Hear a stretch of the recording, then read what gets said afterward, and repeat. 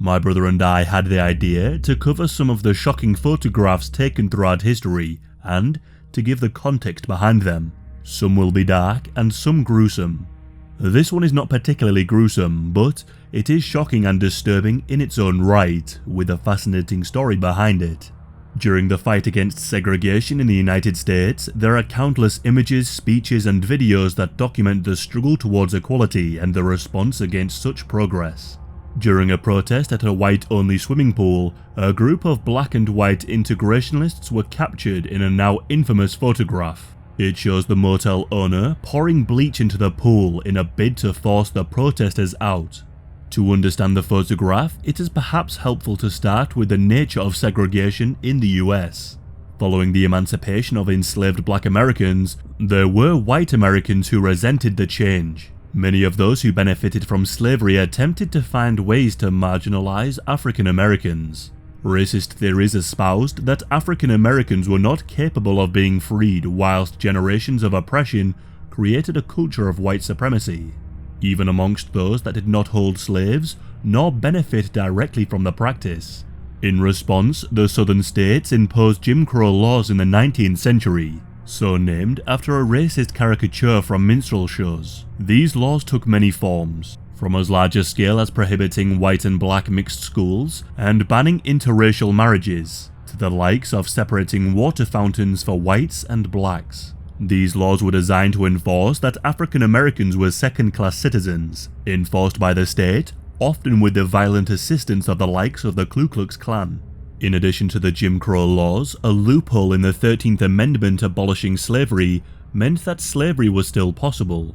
The amendment prohibits slavery and involuntary servitude, except as a punishment for crime whereof the party shall have been duly convicted. Laws were designed to allow for the conviction of African Americans in a bid to gain enslaved labor.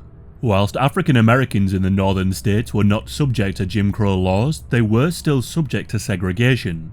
White-only neighborhoods and exclusions from jobs was not legally enforced, but it was part of the social norm. Whilst the doctrine of separate but equal was established by the Supreme Court in the case of Plessy v. Ferguson permitting legal segregation, in reality, the services and treatments of African Americans was inadequate and far less the standard of those enjoyed by white Americans. Despite the 14th and 15th Amendment giving equal protection of the law and voting rights to black Americans, very little changed. It was during the 1950s that the civil rights movement spread across the United States. The goal was not only legal, but social equality. The case of Brown v. Board of Education made segregation in public schools illegal, whilst Rosa Parks' refusal to give up her bus seat for a white man pushed many into non-violent protests and boycotts of businesses that enforced segregation. The likes of Martin Luther King, Malcolm X, John Lewis, and Asa Philip Randolph became widely known, and whilst they had different methods, they all worked towards the same goal.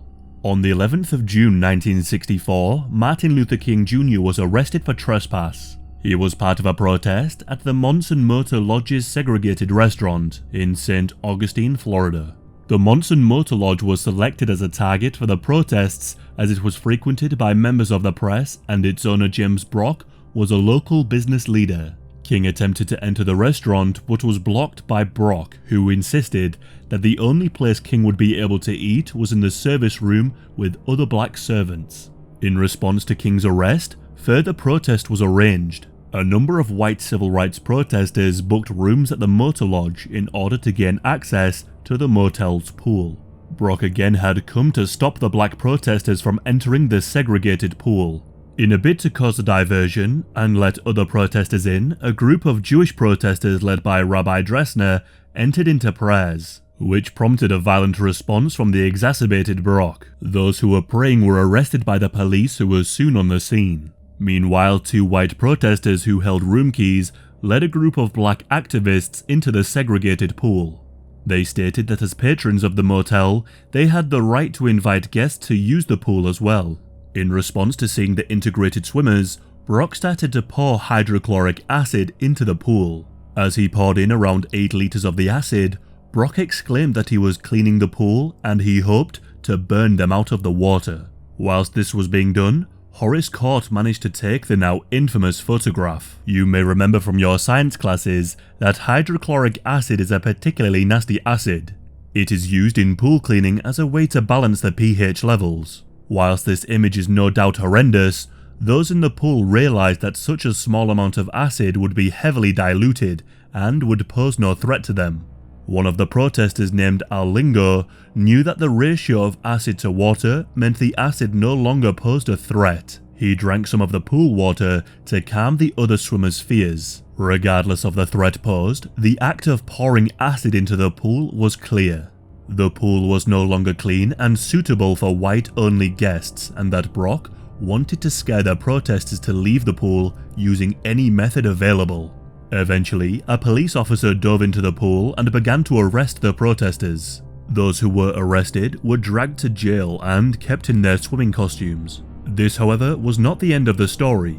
The day after the protest at the pool, the Civil Rights Act was passed by the United States Senate.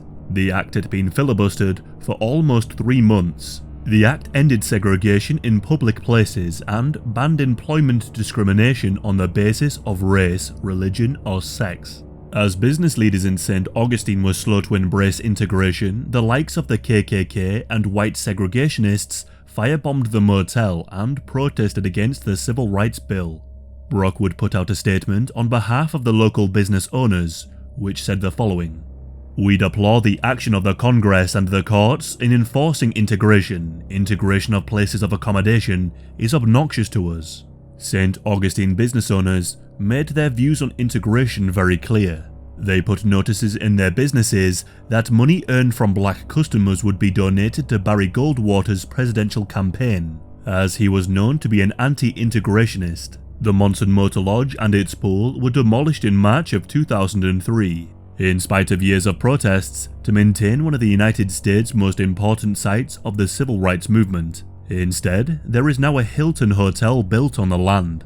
The image of Brock pouring acid into a pool of anti-segregationist protesters became one of the more iconic photographs of the civil rights struggle. It came to represent the views of a number of people in America opposed to the integration of black and white Americans, and the lengths they were willing to go to resist the change. And yet, just like the diluting of the acid, the actions of the segregationists proved ineffectual against racial equality and common decency.